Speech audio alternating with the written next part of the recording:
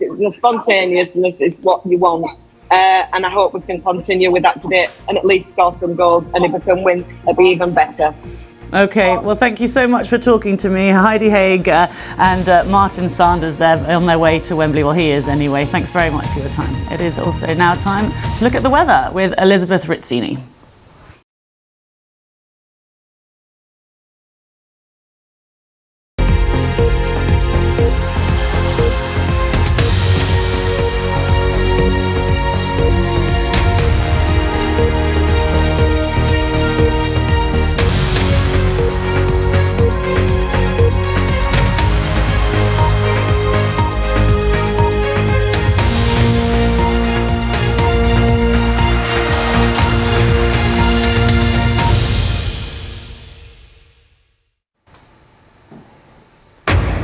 Live from London, this is BBC News.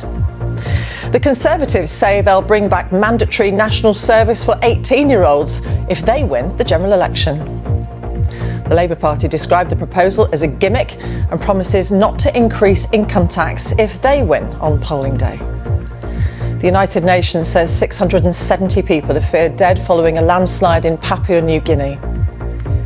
At least 12 people are now confirmed dead after a Russian attack on a crowded DIY store in Ukraine's second city of Kharkiv.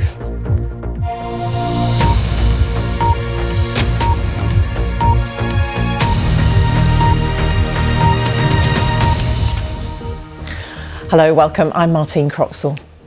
The UK's general election campaign is well and truly underway, with an eye-catching announcement from the Conservative Party to bring back mandatory national service if it wins on polling day on July the 4th.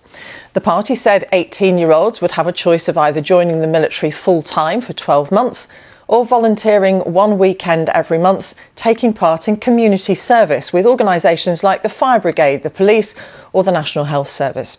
The Home Secretary, James Cleverly, said the plan would address social fragmentation and get young people out of their bubble. Labour has described the plan as a desperate gimmick.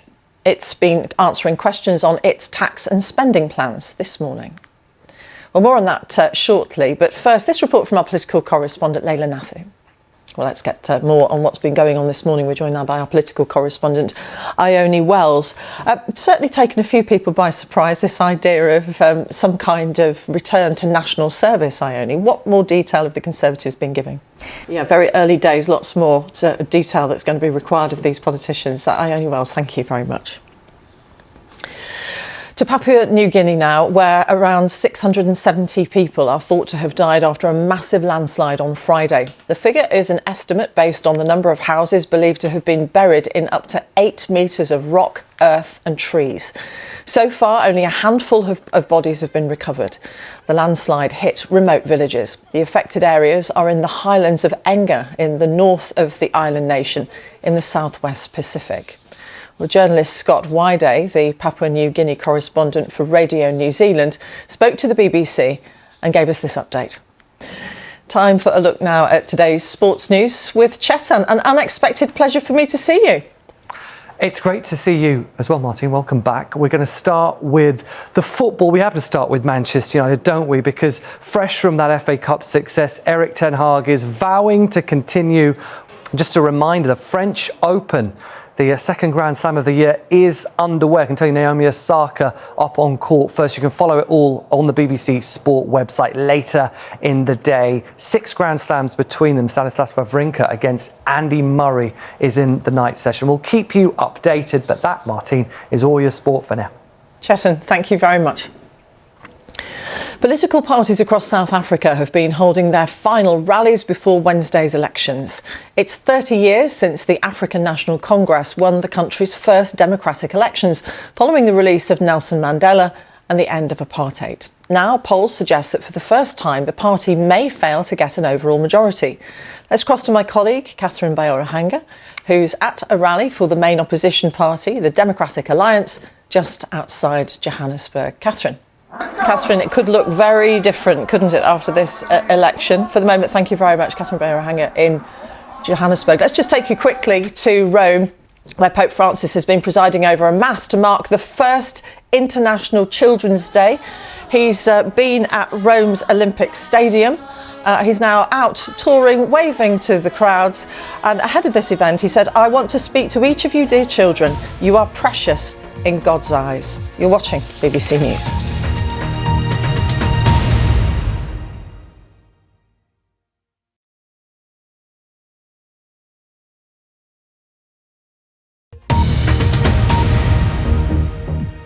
This is BBC News, the headlines. The Conservatives say they'll bring back mandatory national service for 18-year-olds in the UK if they win the general election. Under the plan, there would be a choice of either joining the military full-time for 12 months or volunteering one weekend every month carrying out community service. Labour say it's a gimmick. The United Nations says 670 people are feared to have died following a landslide in Papua New Guinea. The figure is an estimate based on the number of houses believed to have been buried in up to 8 metres of rock, earth and trees. So far, only a few of the bodies have been recovered. At least 12 people are now confirmed to have died after a Russian attack on a crowded DIY store in Ukraine's second city of Kharkiv. Ukrainian President Volodymyr Zelensky said that more than 200 people could have been inside the supermarket when it was attacked.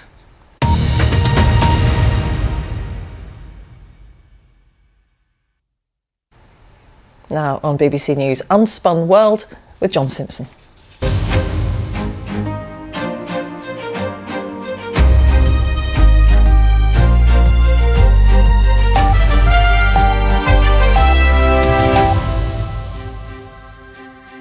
Hello and welcome to another edition of Unspun World. Thank you for joining me.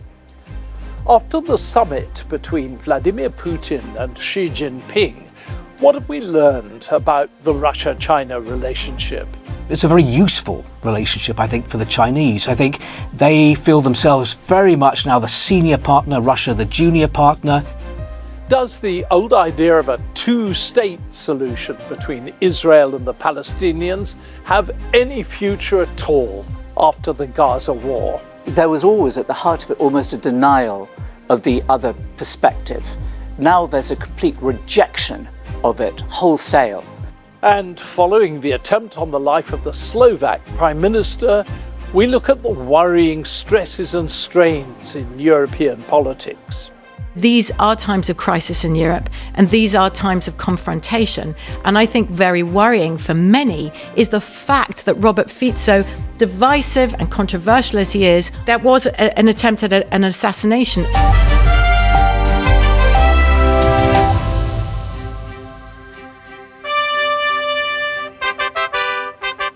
Well, that's it from this edition of Unspun World this week. Thank you for being with me.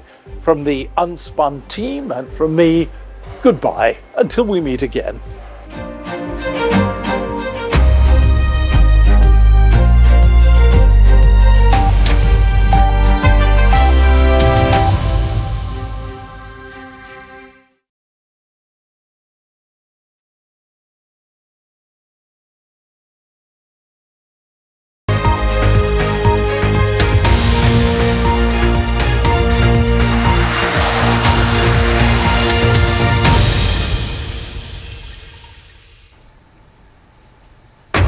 Live from London, this is BBC News. The Conservatives say they'll bring back mandatory national service for 18-year-olds in the UK if they win the general election. Labour have described the plan as a gimmick. Labour have been talking about their plans for the economy. They promise not to increase income tax if they win on polling day. The United Nations says 670 people are feared to have died following a landslide in Papua New Guinea. At least 12 people are now confirmed dead after a Russian attack on a crowded DIY store in Ukraine's second city of Kharkiv.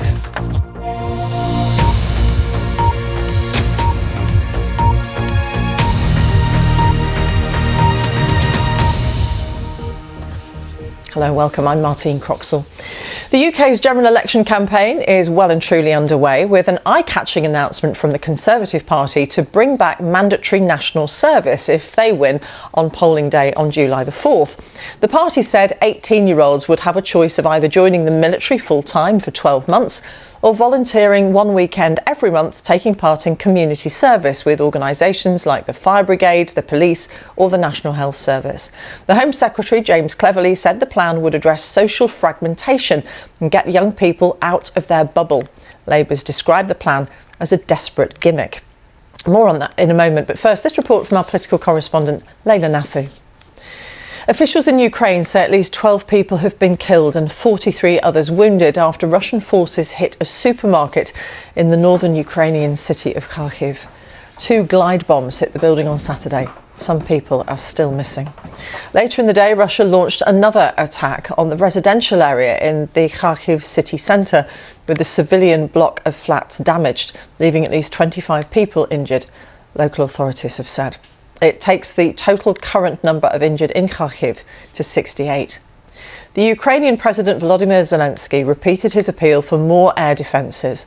Russian forces have made gains in the Kharkiv region since launching a renewed offensive across the border. Our correspondent in Ukraine, James Waterhouse, has the latest. In Bangladesh, coastal districts are bracing for a cyclonic storm due to make landfall on Sunday afternoon. The cyclone, named Ramal, is expected to hit the coast of eastern India and southern Bangladesh with winds gusting up to 100 kilometres an hour.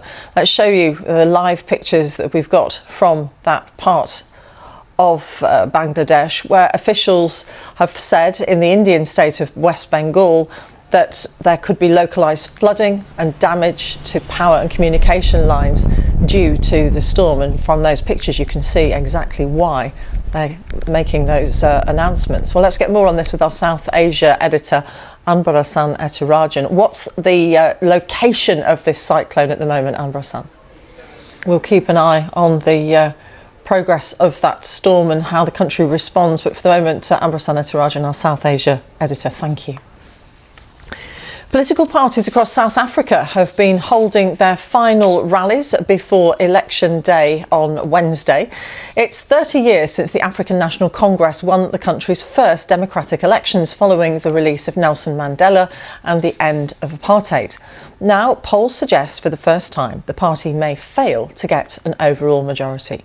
My colleague Catherine Bayorahanga is at a rally for the main opposition party, the Democratic Alliance, just outside Johannesburg. Catherine Bayorahanga in Johannesburg. A few moments ago we were telling you that for the first time in weeks rocket sirens had been heard in Tel Aviv. Well, we're now hearing via the Reuters news agency that the armed wing of Hamas are saying that they have launched a big missile attack on Tel Aviv. This is the city scene. You can see it now. You can see that big plume of smoke above the cityscape. For their part, the Israeli army, quoted by AFP, say that at least 8 rockets have been fired towards Israel from Gaza's Rafah. More on that very shortly.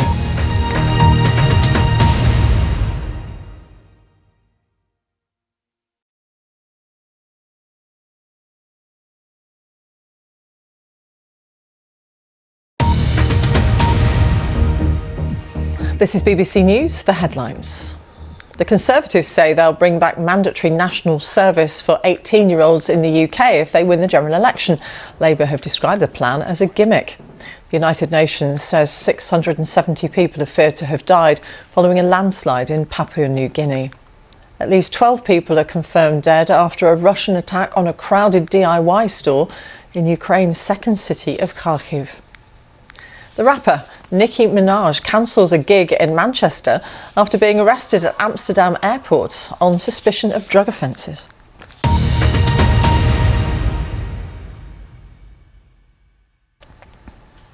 Let's return to the general election, and the Conservatives has announced that they will introduce mandatory national service for 18-year-olds if they win, in a bid to, and we quote, get young people out of their bubble. It's a plan that Labour have called desperate and unfunded.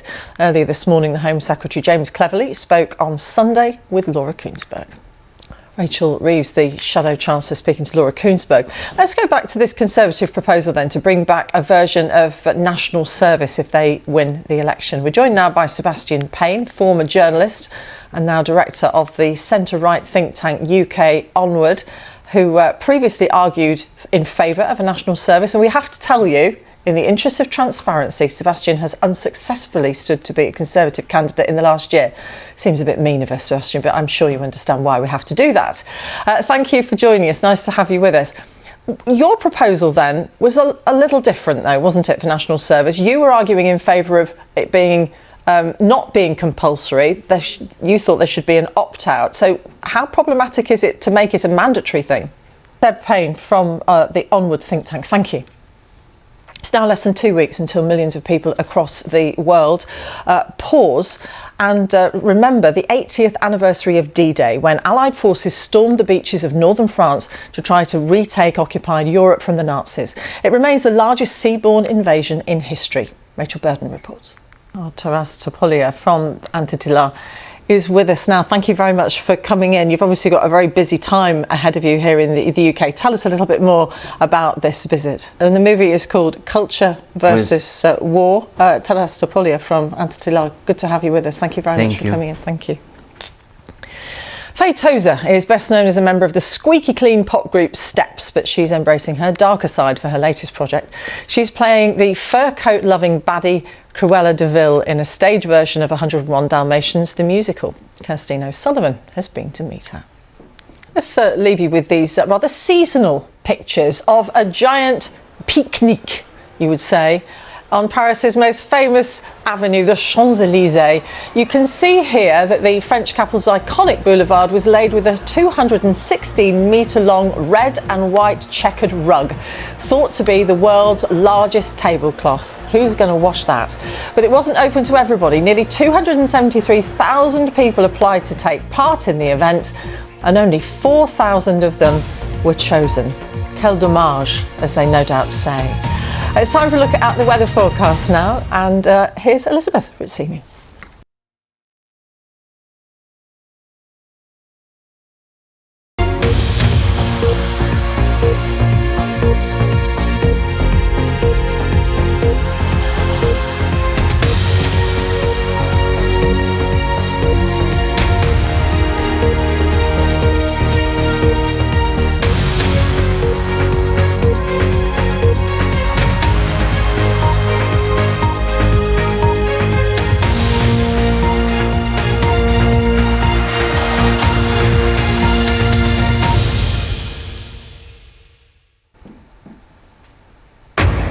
Live from London, this is BBC News.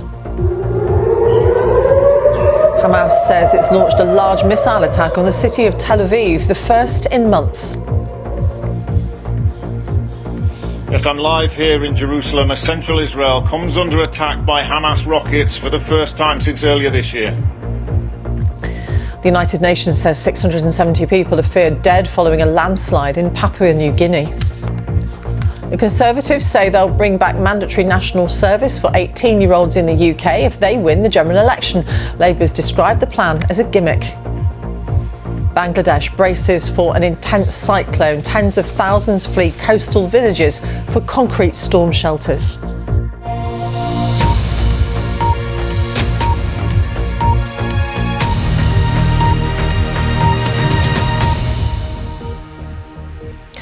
Hello and welcome, I'm Martine Croxall. We begin with breaking news from the Middle East. Hamas says it's launched a large missile attack on the city of Tel Aviv. Rocket sirens have sounded there as well as across other cities in central Israel. It's believed that the rockets were fired from the Rafah area of southern Gaza. Let's go live to Jerusalem and speak to our correspondent Dan Johnson. Dan, what are you hearing? More from you throughout the day, no doubt, but for the moment, Dan Johnson in Jerusalem, thank you very much. The UK's general election campaign is well and truly underway, with an eye-catching announcement from the Conservative Party to bring back mandatory national service if they win on polling day on July the 4th. The party said 18-year-olds would have a choice of either joining the military full-time for 12 months or volunteering one weekend every month, taking part in community service with organisations like the Fire Brigade, the police or the National Health Service. The Home Secretary, James Cleverly, said the plan would address social fragmentation and get young people out of their bubble. Labour's described the plan as a desperate gimmick. Well, earlier I spoke to our political correspondent Ione Wells, who explained a little more about the Conservatives' plan on national service. Scott Wyday from Radio New Zealand. The South African President, Cyril Ramaphosa, is to address the nation on Sunday evening. It comes as the country's gearing up for a general election on Wednesday. It's been 30 years since the African National Congress won the country's first democratic elections, following the release of Nelson Mandela and the end of apartheid. Now, polls suggest that for the first time, the party may fail to get an overall majority. My colleague Catherine Bayora-Hanga is at a rally for the main opposition party, the Democratic Alliance, just outside Johannesburg.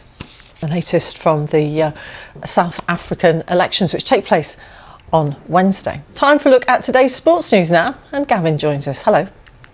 Yes, hello there, Martine. Nice to see you. Another busy day at Wembley ahead, where either Leeds United or Southampton will be aiming to return back to the Premier League come the end of the day. Victory in the Championship playoff final is said to be worth over £200 million. The winner. Live updates from that throughout the BBC Sport website. But Martine, that is all the sport from us for now. We'll be back with more later on. We'll see you then. You certainly will. Gavin, thank you very much. Let's turn to India now, where a fire at a children's hospital in the capital, Delhi, has killed 7 babies. Several other newborns are receiving treatment after being rescued from the burning building. The cause of the fire isn't yet clear. The city's chief minister described the deaths as heartbreaking and said an investigation was underway. We've been hearing from Divya Arya, our correspondent in Delhi, who told us what we know so far. Our South Asia editor, Anbrasan Atarajan. Before we go, a quick reminder that you can find all the latest on the general election here in the UK. We're running a live page with continuous coverage of what's happening each day. You can find that on the BBC News app and also on our website. Stay with us here on BBC News. Good to have your company.